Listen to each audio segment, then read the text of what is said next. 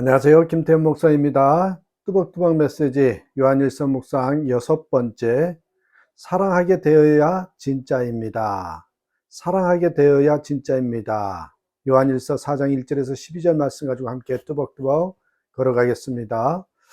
교회가 교인 수가 늘었다고 기뻐할 일만은 아닙니다. 교회가 사랑으로 소문나야 진정 부흥인 것이죠.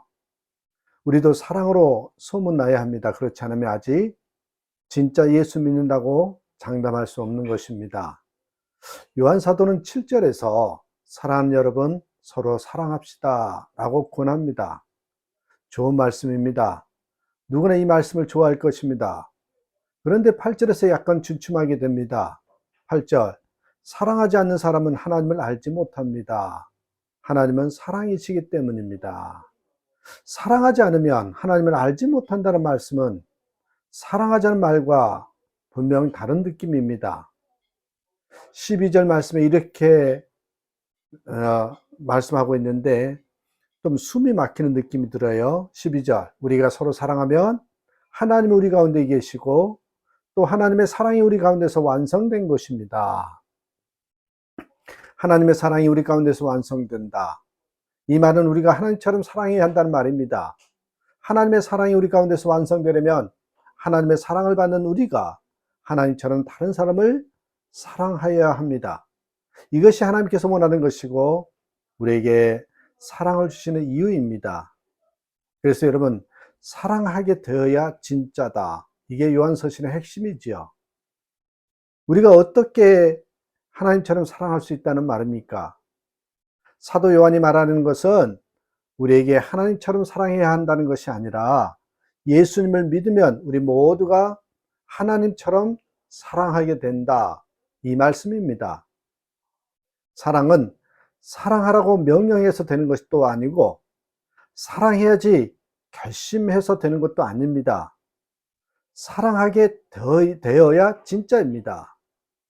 이것을 사랑의 부흥이라고 말하는 것입니다.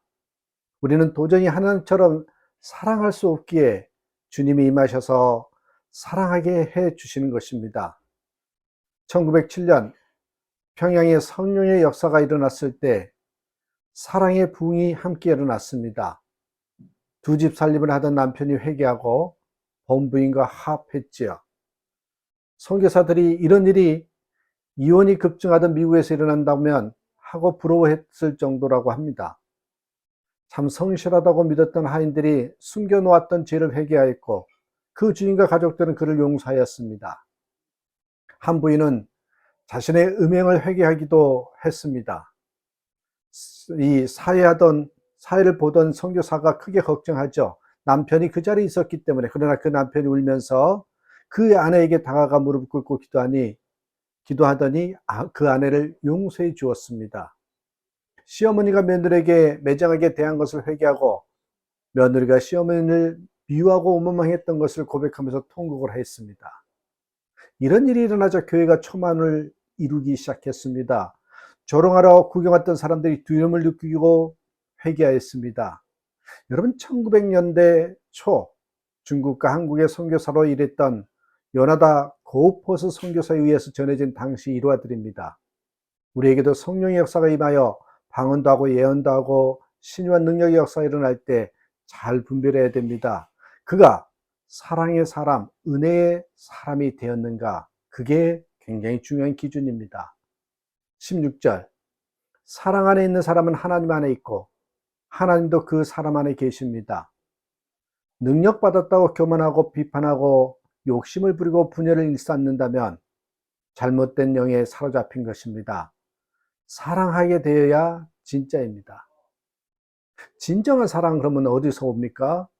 하나님에게서 옵니다. 9절 10절, 하나님의 사랑이 우리에게 이렇게 드러났으니 자기 아들을 보내어 우리 죄를 위하여 화목제물이 되게 하신 것입니다. 하나님께서 죄인인 우리를 구원하시려고 독생자를 주셨다는 사실, 그 독생자를 하나님과 우리 사이를 화목하게 하기 위한 제물로 삼았다는 사실, 이 두 가지 사실로 우리는 하나님의 사랑을 알게 되었습니다. 이것이 그저 사랑이 아닙니다. 불같은 사랑입니다. 사랑하지 못하는 사람은 사람이 나빠서 그런 것이 아닙니다. 하나님의 사랑의 불을 받지 못했기 때문입니다. 뜨거운 음식만 삼켜도 온몸을 뒤틀면서 안절부절 못하는데, 사랑의 하나님이 우리 안에 오신 사람이 어찌 이기적이고 냉정하고 무장할 수 있겠습니까? 그러면 어떻게 사랑의 불을 받을 수 있습니까? 하나님의 말씀을 믿어야 합니다. 하나님의 폭포수 같은 사랑이란 표현에 거칠게 거부감을 표하는 교인들이 있었습니다. 이 세상에 그런 사랑이 없다는 것입니다. 하늘 안에 어디 그런 사랑이 있느냐고 했습니다. 자신은 하나님의 폭포수 같은 사랑을 받은 기억이 없다. 정말 그렇다면 만만하지 말고 느끼게 해달라고 말합니다. 이렇게 노골적으로 하나님의 사랑을 부인하는 사람도 있지만 은근히 부인하는 사람들도 더욱 많습니다. 얼굴을 보면 압니다. 하나님의 사랑을 받은 사람의 얼굴이 아닌 것입니다.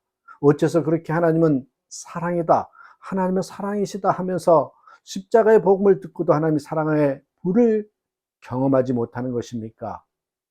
자신이 사랑스럽지 않기에 하나님께서 자신을 사랑하지 않으실 것이라고 생각하기 때문이지요. 그런 이들은 하나님은 사랑이시니라, 하나님은 사랑이시니라 하신 말씀을 믿지 않는 사람입니다.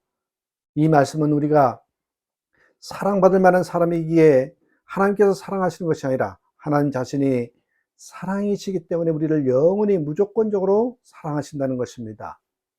여러분도 이제 십자가의 복음 안에 담긴 하나님의 사랑의 메시지를 믿어야 합니다. 그런데 하나님께서 우리가 하나님의 사랑을 분명히 체험할 놀라운 은혜를 베풀어 주셨습니다.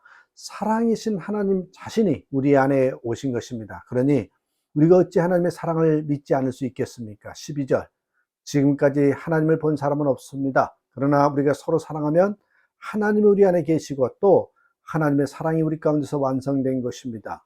13절, 하나님이 우리에게 자기 영을 나누어 주셨습니다. 이것으로 우리가 하나님 안에 있고 또 하나님 우리 안에 계시다는 것을 우리는 압니다. 우리가 하나님처럼 사랑하게 되는 것은 하나님이 우리 안에 계시기 때문입니다. 하나님과 항상 교제하며 사는데 하나님처럼 사랑하지 않을 수 없는 것입니다. 어떤 형제 한 분이 너무나 좋아하는 자매에게 프로포즈를 하였는데 자매 쪽에서 반응이 없는 거예요. 그래서 결심을 했습니다. 하루에 한 번씩 편지를 쓰자. 그래서 하루에 한 번씩 사랑의 고백이 담긴 편지를 썼지요. 그런데 반응이 없자 형제는 하루에 3번 편지를 쓰자. 그래서 하루에 3번씩을 러브레터를 써서 보냈습니다. 드디어 이 자매가 감동을 받고 결혼을 했는데 편지 배달하는 사람과 결혼했답니다. 자꾸 만나다 보니 정이 든 것입니다. 사랑은 이론이나 교리로 누려지는 것이 아닙니다. 이론이나 교리가 아니에요. 항상 만나고 교제하고 동행하니 누려지는 것입니다. 우리 안에 오신 주 예수님을 믿으면 사랑해야 한다는 것이 아니라 사랑하게 됩니다. 요한 사도 자신이 그 증인입니다. 그는 세상 욕망과 거친 성격이 불같아서 우리의 아들이란 별명을 가졌던 사람이 있잖아요. 그런데 사랑의 사도가 되었습니다. 진정한 사랑은 하나님에서 나옵니다. 인생에 있어서 가장 위대한 일은 무엇입니까?